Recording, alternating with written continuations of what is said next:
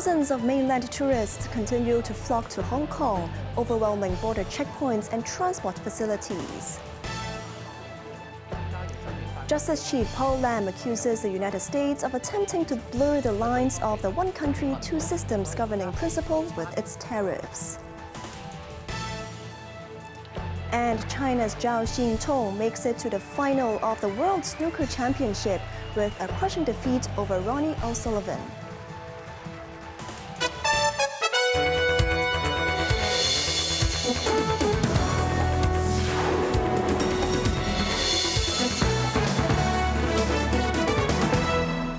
Good evening. You're now watching Cable News. I'm Cheryl Yun. Hong Kong continued to experience a huge travel rush as mainland visitors poured into the SAR to enjoy the remaining 3 days of the Labor Day Golden Week holiday. Tourist attractions across the city have been overwhelmed, and transport facilities and border checkpoints have successfully withstood a critical test without major breakdowns. Quentin Yang tells us more. Lok Ma Chau MTR station was densely packed with commuters heading both directions and saw some severe overcrowding. Mobile networks and Wi-Fi collapsed under the strain of a large number of tourists scrambling to activate QR code tickets, forcing staff to intermittently waive fare checks for exiting passengers yesterday. The crunch persisted into this morning, with crowd control barriers and extra staff deployed to direct flows. We were worried about 3-hour queues, but had no choice as high-speed rail tickets were sold out.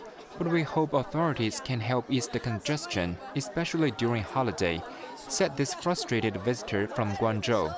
In response, the MTR Corporation said it boosted Wi-Fi capacity at the station by 100% and added help desks for tourists using group QR codes, enabling one phone to process tickets for 3 travelers. The Transport and Logistics Bureau also pledged tighter monitoring of border points. The incoming shockwave of tourists rippled across the harbor to Central, where the open-top sightseeing buses heading to Stanley were packed. There were long queues outside the pier as people waited to get on the hop-on, hop-off attraction. There was major congestion at Mong Kok East Station, where many visitors headed to a nearby pedestrian bridge, which is a popular spot for taking photographs. The bridge overlooks the bustling scene of Argyle Street and offers a unique perspective, particularly at sunset against the city's neon-lit backdrop. Quentin Yang, Cable News. Secretary for Justice Paul Lam criticized the United States for imposing tariffs on China, which also cover Hong Kong, calling it an attempt to blur the lines of the one country, two systems principle. He also slammed the U.S. for interfering in Hong Kong's affairs by using coercive means. Taking to the airwaves, Lam, who is under sanctions from the U.S., accused Washington of engaging in transnational bullying, violating international law and relations through its tariff policies. He emphasized that Hong Kong must leverage the benefits of the one country, two systems principle, which allows the SAR to maintain its free port status, free trade policy, as well as remaining a separate customs territory. Addressing U.S. sanctions against him and 5 other Hong Kong officials, Lam called the measures misleading. He defended that it is reasonable and in accordance with international law for the SAR to ban financial support for individuals who have fled the city but continued to engage in activities harmful to Hong Kong. Commenting on the resignation of Robert French, the non-permanent judge of the Court of Final Appeal, Lam noted that the statement made by the Australian reaffirmed the independence of Hong Kong's judiciary, confirming it is not a tool of the administration. Lam also emphasized that having overseas judges in Hong Kong's top court enhances the judiciary's international reputation. 2 outlets of healthcare services provider Alliance Medical Group have abruptly shut down, stranding hundreds of customers who had prepaid for various medical services. The closure of the 2 clinics in Tim Sa Tsui and Sha Tin is not officially confirmed, and many of the affected customers are parents who had paid thousands of dollars in advance to get their children vaccinated. Jeremy Zhu reports. At the company's health check and vaccine center in Tsim Sha Tsui, customs officers posted notices confirming an investigation into the sudden closure. Candy bags and a parcel were left outside, while multiple letters were seen inside the clinic. The government said it has formed a cross-departmental task force, including the Security Bureau, Commerce Bureau, Customs, Police, Health Department, and Consumer Council to assist those who are affected. Parents are concerned about incomplete vaccinations, as many affected children have not been administered all required doses. Pediatric infectious disease expert Mike Kwan reassured the public that vaccines used in Hong Kong undergo strict regulation. He urged parents to visit health centers run by the Department of Health with their child's vaccination records to continue the immunization process. Meanwhile, COVID-19 cases in the city has hit a 6-month high. Kwan warned of recent adult fatalities and severe pediatric cases, including croup, an infection that makes it hard to breathe.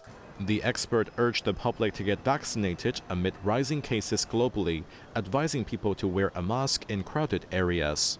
Jeremy Zhu, Cable News. Police Commissioner Zhou Chao inspected the passing out parade of the first batch of graduates who completed their police cadet training program. All 116 graduates who finished their Diploma of Applied Education, which is co-organized by the police force, along with the Cadet Institute of Community Education, Hong Kong College of Technology and the Hong Kong Institute of Technology, are now eligible to join the police college for foundation training. During the ceremony, Chao stressed the importance of upholding good character alongside the pursuit of justice. He expressed hope that the training year had instilled confidence and resilience in the cadets. An 18-year-old who underperformed in the DSC exams found this program both useful and valuable, fulfilling her childhood dream of becoming a police officer. Upon completion of the year-long program, which includes 180 hours of police cadet training, 420 hours of Chinese, English, mathematics classes, and other supplementary courses, students are exempt from further fitness tests or interviews and can transition into training with the police force. Australia's Prime Minister Anthony Albanese has secured a second term in office in what appears to be an election wipeout. Albanese's Labour Party is on course to secure a majority, while votes were still being counted. Opposition leader Peter Dutton of the Liberal Party, meanwhile, has lost his seat from the state of Queensland. Quinton Yang reports. Over 18 million registered voters cast ballots in an election dominated by cost of living pressures, housing shortages, and global economic uncertainty. Casting his vote in Sydney earlier today, Albanese framed the election as a choice between Labour's plan to keep building and Dutton's promise of austerity. He criticized his opponent as unprepared to lead, citing the coalition's controversial nuclear energy proposal and its alignment with U.S. President Donald Trump's policies. Albanese's Labour Party needs at least 76 of 150 lower house seats to win a majority, and while votes were still being counted, early swings towards Labour suggested the party would retain the government. Quintin Yang, Cable News. Meanwhile, polling has concluded in Singapore's 14th general election, and the attention will soon shift to the ballot counting process. More than 80% of the 2.75 million eligible voters cast their ballots. The results are expected later tonight. Queues formed early at several polling stations, which opened for voting at 8 a.m. Prime Minister Lawrence Wong and Senior Minister Lee Hsien Loong were among other government officials who cast their votes. A total of 211 candidates, including 2 independents, are contesting for the 97 parliamentary seats. This election marks the first time Prime Minister Lawrence Wong is leading the ruling People's Action Party in an electoral contest.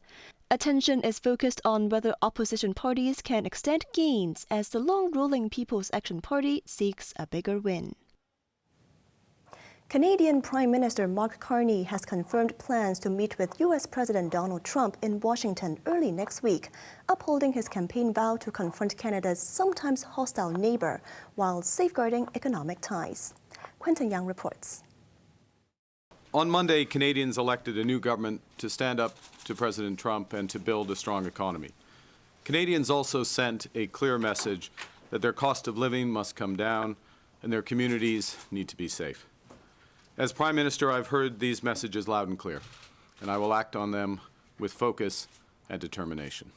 Fresh from securing a historic fourth term for his Liberal Party, Carney will make his first official visit to the White House against a backdrop of tariffs and Trump's repeated claims about making Canada the 51st U.S. state.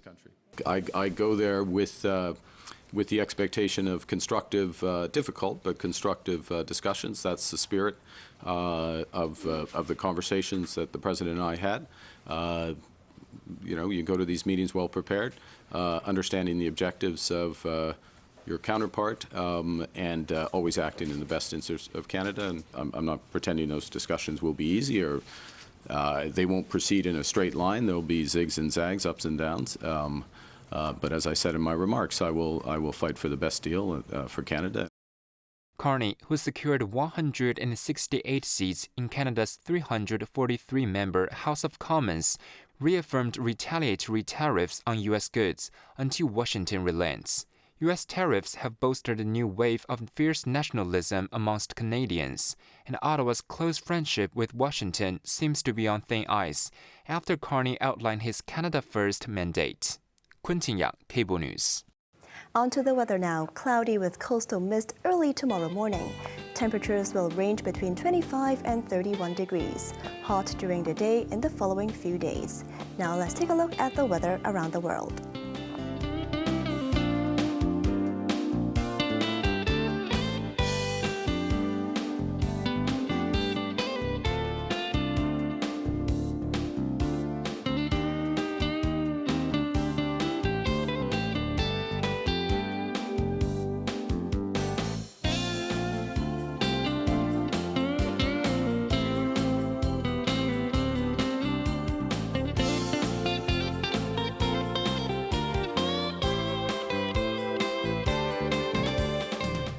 And that's our news tonight. I'm Cheryl Yun. Thanks for watching and good night.